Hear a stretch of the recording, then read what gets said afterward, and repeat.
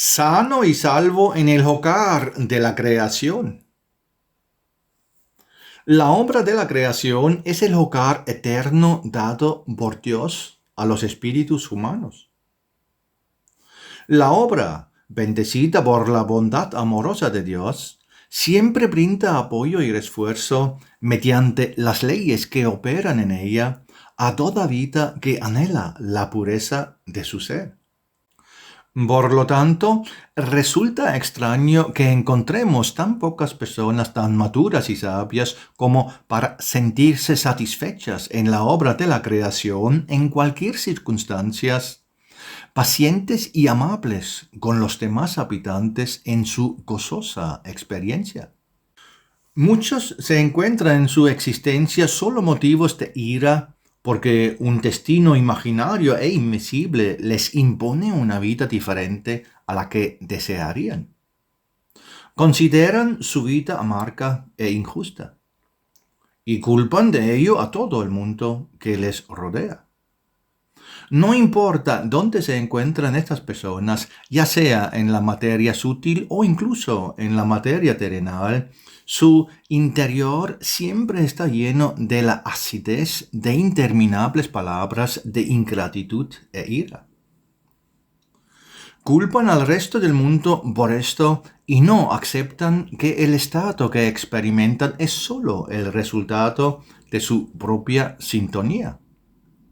No tienen idea de cómo se oponen a la omnisciencia de Dios. Bastaría con ascender un poco más para ver de inmediato cómo están rodeados constantemente por numerosos ayudantes que los sostienen para evitar que caigan en el vórtice irreversible de la destrucción. Destrucción que tampoco es una retribución ni un castigo, sino una consecuencia simple y necesaria de las leyes que cumplen el camino de ese desarrollo incorrecto del germen humano espiritual en la creación.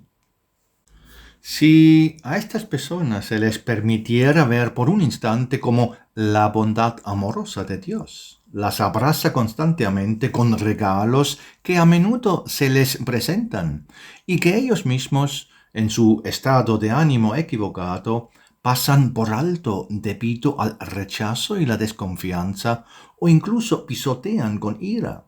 Entonces todo se estremecería en su interior y la voz de la conciencia, profundamente aprisionada en su interior, gritaría horrorizada al darse cuenta del engaño en el que han vivido durante tanto tiempo. Sus ideas sobre un mundo hostil, sobre cómo se destruye su felicidad, sobre los obstáculos injustos que la retrasan, resultarían ser un reflejo legítimo de sí mismos. Entre otras cosas, también verían el rostro de su alma descarado y gris por la prolongada falta de luz, sin la cual toda alma pierde necesariamente su belleza original, la que poseía en su juventud, incluso antes de caer en la negligencia y la pereza con las que se rindió al principio de la tentación y el mal.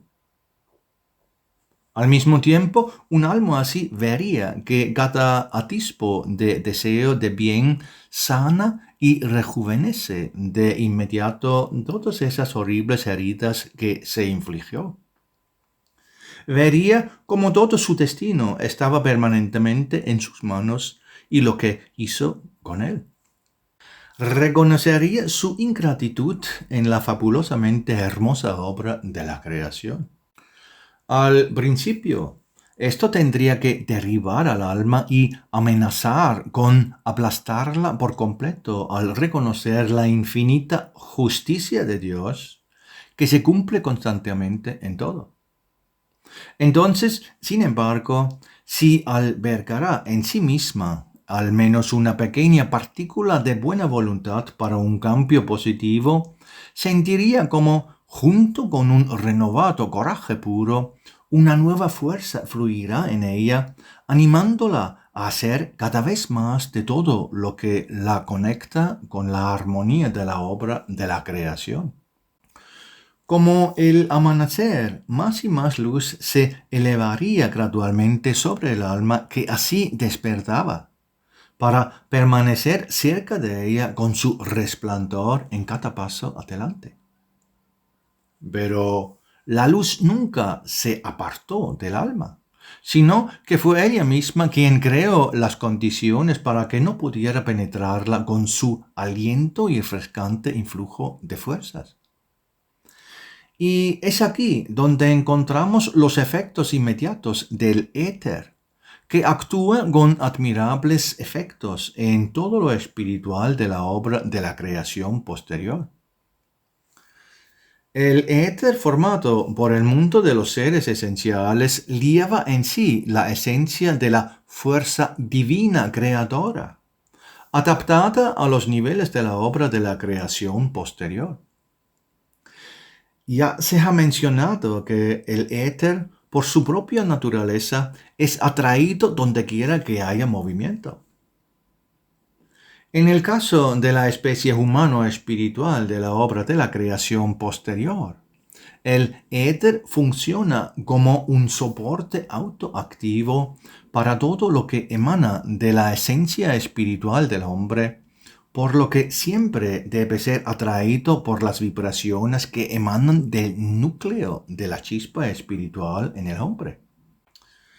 Cuanto más concuerdan esas vibraciones con la gran armonía que opera en la obra de la creación como forma visible de la voluntad de Dios, más atraído se siente el éter por este tipo de radiación humana. Actúa como un fluido en todos los niveles. Aquí en la Tierra se manifiesta principalmente en un nivel más sutil que la materia gruesa, concretamente en el aura del ser humano. La fuerza de la radiación del aura es proporcional a la cantidad de éter que una persona atrae debido a su propia movilidad. La movilidad se refiere a todos los niveles de una persona, espíritu, alma y cuerpo. Pero también determina el propósito para el cual una persona atrae el éter. Una persona que vive interiormente, vibrando de acuerdo con las leyes de Dios, siempre será el imán más potente para el éter que opera en la obra posterior de la creación. Por supuesto, es posible percibir parcialmente la circulación del éter alrededor de una persona, incluso en su propio abrazo terrenal, porque las personas de la misma especie, así como los animales y todos los seres, se sienten naturalmente atraídos por dicha persona. Fortalecido por la fuerza acumulada del éter condensado, dicha persona puede actuar como el punto de partida de muchos acontecimientos. La condición para ello es la base inicial, es decir, un movimiento espiritual activo y radiantemente puro. Cuanto más se clarifica este movimiento, como más éter atrae la persona. Se trata de fuerzas de un poder indescribible que pueden estar cerca de una persona terrenal.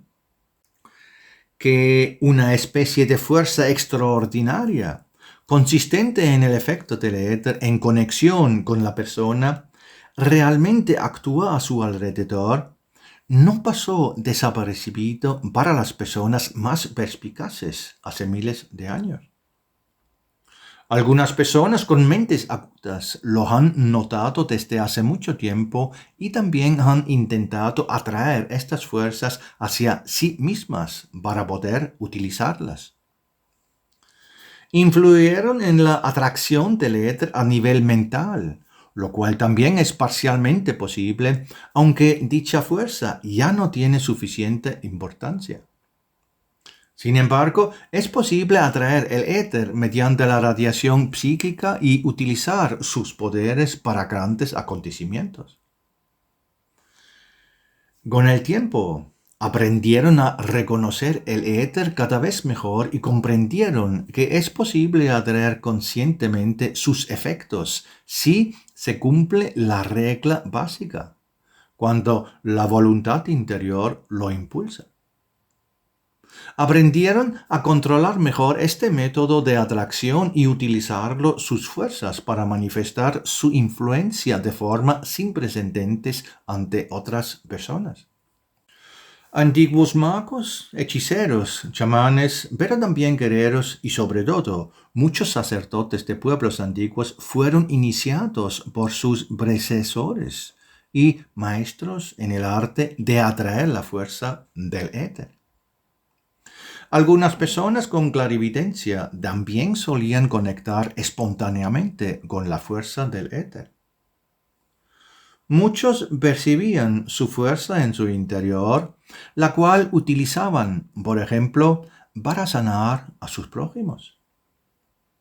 Sin embargo, la mayoría de las personas astutas siempre han intentado controlar gradualmente la fuerza del éter y hacer que funcione solo para sí mismos y para sus propios fines. A menudo usaban su fuerza unos contra otros e incluso intentaban abusar de sus efectos para subyugar a otras personas o destruir los resultados de su trabajo. Sin embargo, al hacerlo, las personas se volvieron hostiles entre sí para su uso posterior. Solo en algunas ocasiones esta fuerza se usó conscientemente para el beneficio de otros o del mundo entero. Por lo tanto, se puede decir que es bastante afortunado que la gente en general se haya acostumbrado gradualmente a estos métodos que en el pasado de los siglos, gracias a la influencia de la expansión del cristianismo en la tierra. Con muy raras excepciones, perdieron la capacidad de conectarse conscientemente con el éter. El éter es una fuerza importante para los humanos si desean alcanzar un mayor nivel de actividad, especialmente para objetivos nobles al servicio de la luz. Es parte integral del equipo que el espíritu humano recibe en la obra posterior de la creación para ayudarlo a promover el bien con mayor facilidad y en mayor medida donde quiere que se encuentre. En sus efectos se puede encontrar la manifestación del brazo cercano y protector de la obra de la creación, si es utilizada por las personas para la creación y la construcción puras. Hay suficiente éter para todos los nobles usos del hombre en todo lugar. Ya se ha dicho que el éter es un océano que se repone constantemente desde arriba, del cual se puede extraer sin cesar, sin que la fuerza que vibre en él disminuya jamás. El éter nunca puede ser acotado por las personas. Y del mismo modo, su fuerza no puede ser abusado a gran escala, pues esto ya lo impide la llegada del rayo de la voluntad de Dios en la obra posterior de la creación. La proximidad de Parsifal no lo permite. Al mismo tiempo, sin embargo, la fuerza del éter es bendecido nuevamente por él mismo para toda nueva creación por una humanidad profundamente purificada. Esto se debe a que para el surgimiento del éter, Odionar recibe un flujo constante de nuevas fuerzas del amor de Dios en la cima de la creación. Proveniente de la fuente divina en su origen, esta fuerza lleva en sí la promesa de inagotabilidad y, al mismo tiempo, una poderosa protección contra su mal uso. Desde el Grial, esta fuerza fluye constantemente por las corrientes primigenias del cauce esencial hasta los lugares del Valhalla. Aquí, Odionar, como el más alto servidor esencial del Valhalla, recibe esta fuerza y, por la voluntad de su fiel servicio, le proporciona una envoltura esencial para el uso de toda vida futura en la obra posterior de la creación. De esta manera, la fuerza primordial original, de origen esencial puramente espiritual, de la obra primaria de la creación, fluía hacia las tierras bajas de las materias que circulan en los niveles de la obra posterior de la creación. Odionar recibe esta fuerza y la transmite en fiel servicio. El resplandor del origen divino inicial, que se espiritualiza en la cima del Grial, es envuelto en un velo esencial por Odionar en el Valhalla, del cual surgen innumerables partículas luminosas, las que podemos llamar partículas primordiales, de las cuales todo se forma en la obra posterior de la creación. Si queremos comprender cómo surgió la obra posterior de la creación, necesitamos imaginar cómo, antes de que surgieran las formas visibles de los conjuntos individuales, el océano de éter, compuesto de partículas constructoras que siempre se separan parcialmente para formar formas, avanzaba con su inexorabilidad y fuerza efervescente.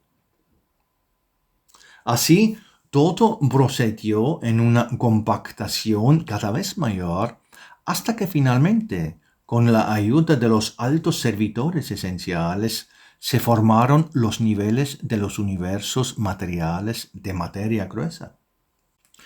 El universo nunca fue creado por una explosión primordial, sino por el entrelazamiento de vórtices de éter, a partir de los cuales se crearon colisiones de partículas de éter que se agruparon hasta alcanzar los primeros bloques de materia conocidos por los hombres. El universo de materia gruesa fue creado por la colisión de partículas de éter. Además de estas partículas, la forma original del éter también está presente permanentemente, formando una infusión externa más gruesa para todo. Esta infusión lo penetra todo y, similar a la fuerza vital del océano de agua, forma un abrazo permanente para todas las formas de materia y vida que surgen de él. Todo reside permanentemente en la infusión invisible terrenal del éter, que en corrientes y espirales arremolinadas trae desarrollo o extinción. La gente sencilla de las naciones antiguas sabía sobre este fenómeno arremolinado, ya que lo encontraban en muchos lugares en su conexión con la naturaleza.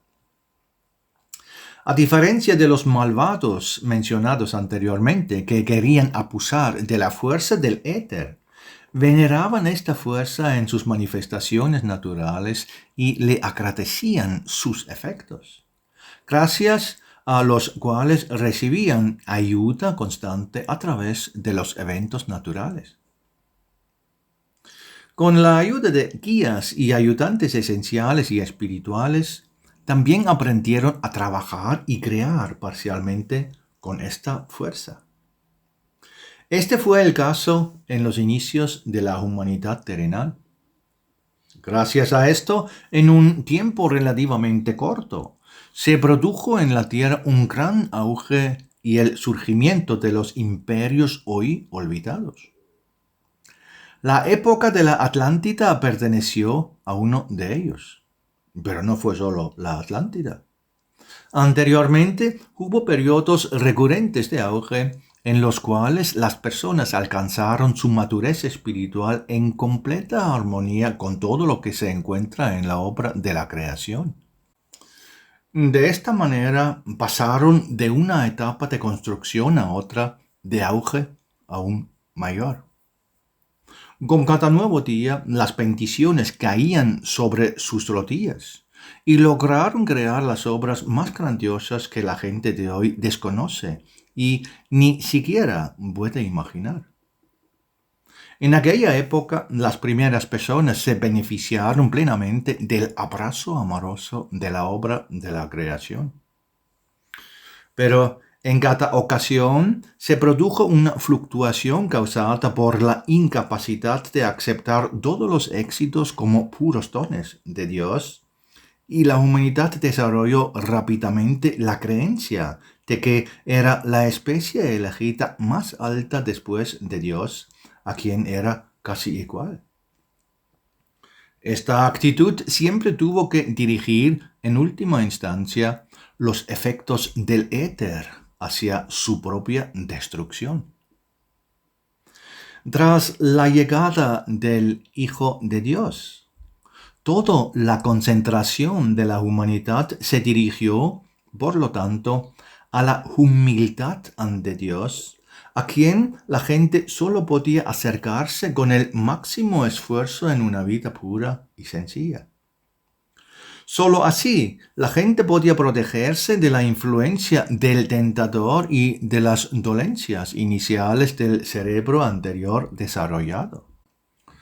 Por lo tanto, gran parte del conocimiento sobre las fuerzas del éter fue relegado al olvido por los servidores esenciales y ayudantes espirituales de la humanidad.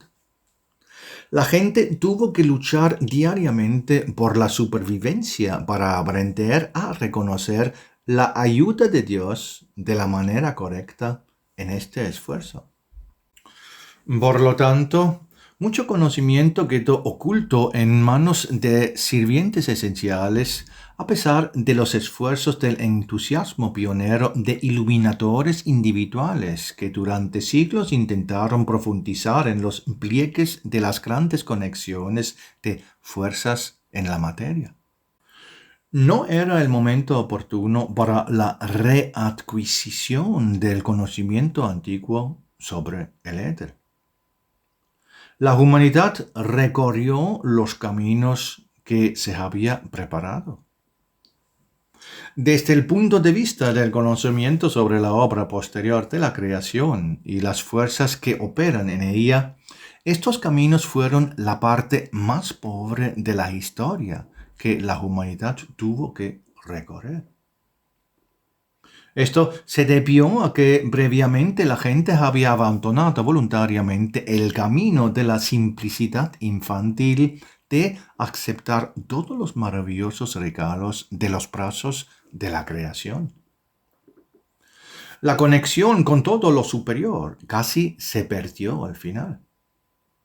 Solo quedaba una vaga conciencia y un tanteo medio ciego de algo de lo que quienes buscaban no tenían mayor conocimiento.